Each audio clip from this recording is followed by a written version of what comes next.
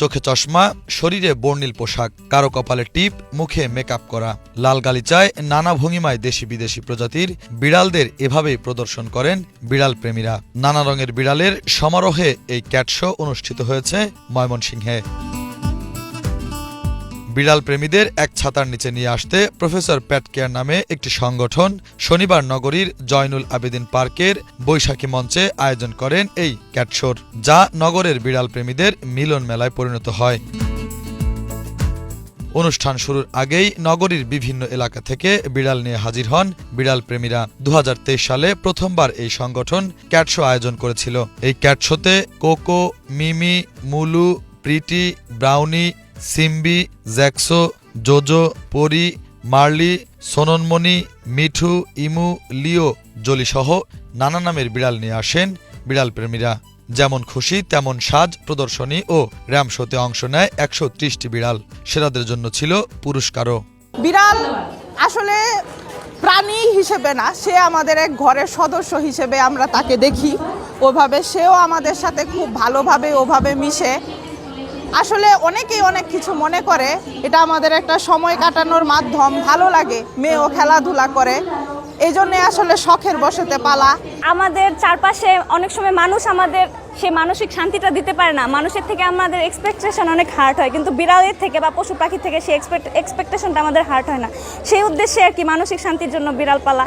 আমি মানসিক শান্তির জন্য মেইনলি হলো বিড়াল পাললে মানসিকভাবে অনেক পিসফুল থাকা যায়, এই কারণে আমি বিড়াল পালি। আর এটা একটা মায়ের জিনিস আসলে। বিড়াল তো হচ্ছে নিরীহ প্রাণী, সে তো কারো ক্ষতি করে না। আমরা যদি মোবাইলে সেই সময়টা না দিয়ে যদি আমরা বিড়ালকে দেই, সেই সময়টা মানে তারও একটা ভালো থাকে, মন মানসিকতা, আমাদেরও মন মানসিকতা ভালো থাকে। ডিপ্রেশনে থাকা মানুষগুলোর সবচেয়ে ভালো সময় কাটে বিড়ালের সাথে সঙ্গ দিয়ে। বিড়াল প্রেমীরা জানান এরকম ক্যাট শো যেন বেশি বেশি আয়োজন করা হয়। বিড়াল পালা খুব জায়েজ একটা কাজ, এতে আপনার সোয়াব তো হবেই, পাশাপাশি দেখা যাবে যে ওরা একটা নিরাপদ আশ্রয় পাচ্ছে। ঘরের বাচ্চা, আমার বড় বিড়ালের বাচ্চা, ওর বয়স হচ্ছে 4 মাস, আর আমি ওর মারে পালি আপনার 1.5 বছর ধরে, একদম ছোট থেকে আনে পালা, পরে ওর আম্মুর বেবি এইটা। ওরা দুইজনই আছে, আমি আরগুলো আর কি রেখে না, ওর মারে করে দিছি, আমি ওকে রাখছি। আমার এই 2 বিড়ালের একজনের নাম হচ্ছে সিম্বা আর একজন হচ্ছে ব্রাউনি। হ্যাঁ, আমি এই বিড়ালটা শখের বসে বলতেছি, মূলত শখ করে ওরা আমি নিয়েছিলাম। ওর নাম হচ্ছে টুনটুনি। আমাদের সন্তানের মতোই ওরাও, ওদেরকে আমরা লালন পালন করি, চিকিৎসা দেই। ওর নাম হচ্ছে মোলো, ওকে আসলে আমরা গিফট পাইছি। আমি আমার শখ নিয়েই পালা। বিড়াল আসলে মূলত মানসিক শান্তি দেয়। ময়মনসিংহে যারা বিড়াল লালন পালন করে তাদেরকে এক ছাতার নিচে আনার জন্যই এ আয়োজন বলে জানান আয়োজকরা। আমাদের এখানে মোর দেন 120-120-এর উপরে রেজিস্ট্রেশন হয়েছে। আজকে এখানে অন দ্য স্পট রেজিস্ট্রেশনের জন্য প্রচণ্ড চাপ আছে। আমরা সবাইকে অ্যালাউ করতে পারবো কিনা জানি না, তবে আমাদের এই ক্যাট শো এর মাধ্যমে যারা বিড়াল পালেন ময়মনসিংহ এবং সারা বাংলাদেশে যারা এটা প্রোগ্রাম দেখছেন, তাদের মধ্যে সচেতনতা বাড়বে এবং বিড়াল পালার প্রতি আগ্রহ বাড়বে এবং বাড়ছে ক্রমান্বয়ে।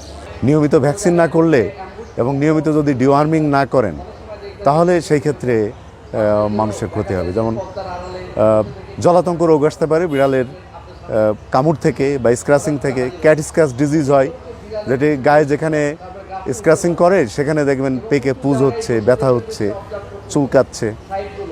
এরপরে জলাতঙ্ক যদি আমরা খুবই যে জীবন নিয়ে নাই অনেক সময়।